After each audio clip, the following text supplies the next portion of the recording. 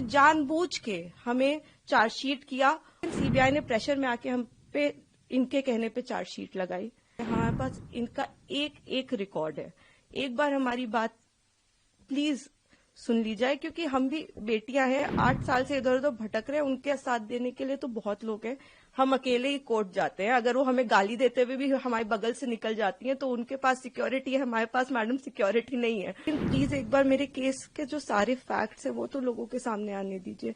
हम बहुत ही मुश्किल से जुडिशरी के पास गए थे। हमारे अपील में हमने सारे फैक्ट्स फाइल किए हुए हैं। उन्होंने अपनी टाइमिंग 3 बार बदली है। पहले उन्होंने कहा दोपहर 2 बजे, फिर उन्होंने एक मीडिया स्टेटमेंट दिया, उन्होंने कहा नहीं 2 बजे नहीं हुआ, शाम को 6 बजे हुआ। ये उन्होंने ऐसे इसलिए किया क्योंकि ऑलरेडी एक फोटो है मेरे पिता की कि वो मम्मी के साथ एक इवेंट में मौजूद है 2 बजे। फिर फाइनली उन्होंने जब FIR लॉन्च की उसमें समय बदल दिया, 8 से 8:30 कर दिया। रिकॉर्ड पे है कि जो मेरे फादर की लोकेशन है, वो जो अलेज कर रही है जो जगह, उससे 17 किलोमीटर दूर मेरे फादर की लोकेशन है।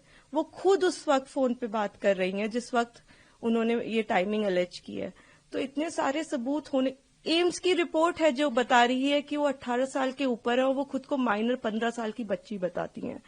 मैं बस ये आपके माध्यम से कहना चाहती हूँ कि मैं समझ रही हूँ कि आपकी भावना एक तरफ जुड़ी हुई है, क्योंकि आपने ये सारे फैक्ट शायद कभी सुने नहीं है और ना किसी ने हमें नहीं अप्रोच किया कि आप अपना आपके फैक्ट्स क्या है। किसी ने उनसे कभी पूछा कि आप एक सबूत दिखा दीजिए कि आपकी तरफ कुलदीप सिंह सेंगर ने कभी आंख उठा के भी देखा। मैं कह रही हूँ अगर वो दिखा दे तो फांसी दे दे, लेकिन आप इस तरह का अनड्यू प्रेशर बना के, वो उन्होंने क्या किसी को पता है कि वो एक पॉलिटिकल पार्टी से एसोसिएटेड है। 2022 में उनकी मां ने विधानसभा का चुनाव लड़ा हुआ है उन्नाव से। ये सब चीजें वो नहीं बताएंगे क्योंकि वो सब चीजें उनके नैरेटिव को सूट नहीं करता। हम भी 2 बेटियां हैं, 8 साल से ड्यू प्रोसेस, मतलब हम कभी धरना देने नहीं बैठे, हम कुछ नहीं किया, हम ड्यू प्रोसेस पे विश्वास रखते और आज भी हमें पूरा विश्वास है कि अंत में, क्योंकि हमारा केस इतना स्ट्रांग है, अंत में हमारी जीत होगी।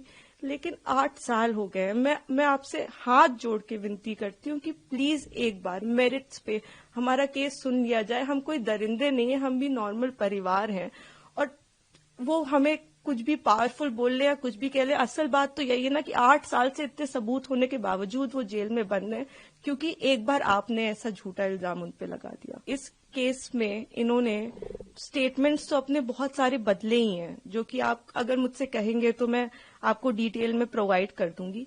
इन्होंने समय 3 बार बदला है। पहले इन्होंने कहा कि दोपहर को 2 बजे कुलदीप सिंह सेंगर ने मेरे साथ रेप किया। उसके बाद इन्होंने कहा नहीं दोपहर के 2 नहीं बज रहे थे, शाम के 6 बज रहे थे। फिर इन्होंने चेंज किया, कहा नहीं ये नहीं हो रहा था, शाम के 8:30 बज रहे थे। जब सीबीआई ने मेरे फादर की लोकेशन निकाली तो उनकी लोकेशन 17 किलोमीटर दूर उनके उन्नाव ऑफिस की पाई गई।